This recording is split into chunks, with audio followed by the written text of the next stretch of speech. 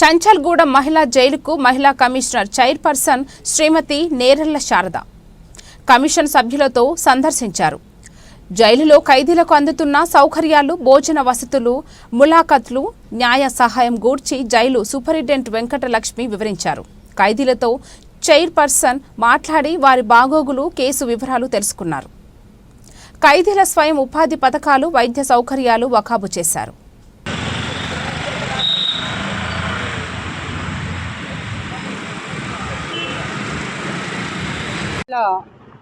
చెంచల్గూడ మహిళా కారాగారాన్ని సందర్శించడం జరిగింది. అక్కడ ఉన్నటువంటి మహిళలు, ఖైదీలైనా సరే మహిళలు అనే మనము చెప్పాలి. సో వాళ్ళు రకరకాల శిక్షలను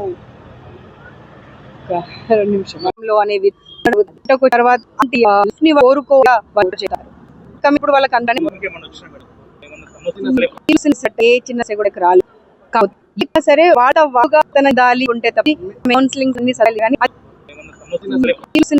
చిన్న సెగడకి రాలేదు సరే తన దాలి ఉంటే కౌన్సిలింగ్ కానీ అది ఆధారం నేను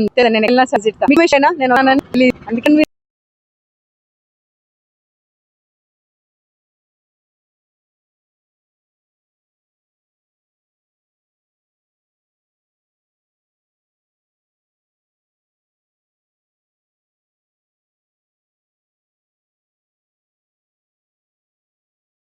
సందర్శించడం జరిగింది.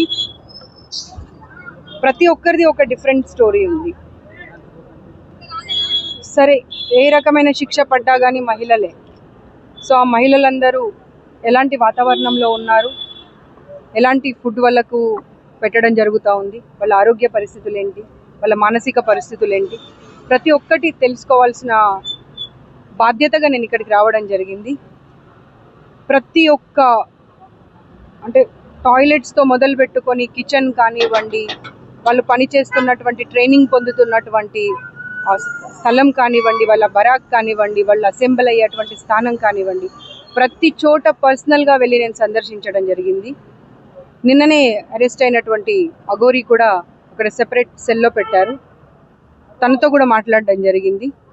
సో వీళ్ళందరినీ గమనించిన తర్వాత వాళ్ళ మానసిక పరిస్థితి ఏంటి, ఉన్నటువంటి సూపరింటెండెంట్ గారు కానివ్వండి, జైలర్ గారు కానివ్వండి, మెడికల్ ఆఫీసర్ కానివ్వండి, అక్కడ ఉన్నటువంటి స్టాఫ్ అంతా ఏ రకమైనటువంటి కన్సర్న్ వాళ్ళపైన చూపిస్తున్నారు, ఏ రకమైనటువంటి పరిస్థితులలో వాళ్ళు ఉంటున్నారని ఇండివిజువల్గా కూడా ఖైదీలతో మాట్లాడడం జరిగింది. ఓవరాల్గా వాళ్ళని చాలా బాగా చూసుకుంటున్నారు. ఎవ్రీ డే మెడికల్ ఆఫీసర్ అనే వాళ్ళు అవైలబుల్ ఉండి ప్రతిదీ దగ్గరుండి గమనిస్తున్నటువంటి విషయం నా దృష్టికి వచ్చింది. సత్ప్రవర్తన వైపు వెళ్లేందుకు కూడా ప్రతిరోజు కౌన్సిలింగ్ అనేది చేస్తూ ఉన్నారు.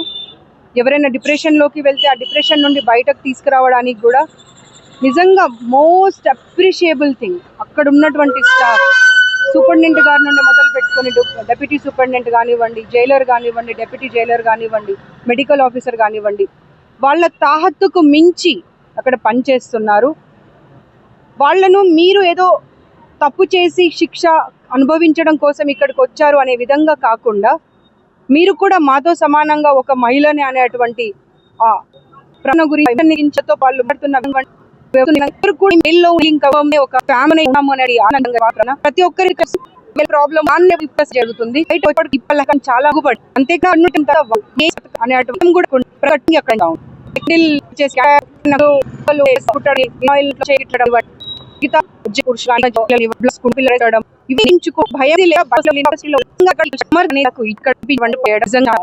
అభినందిస్తూ సత్ప్రభ వచ్చి మళ్ళీ వాళ్ళని చేసి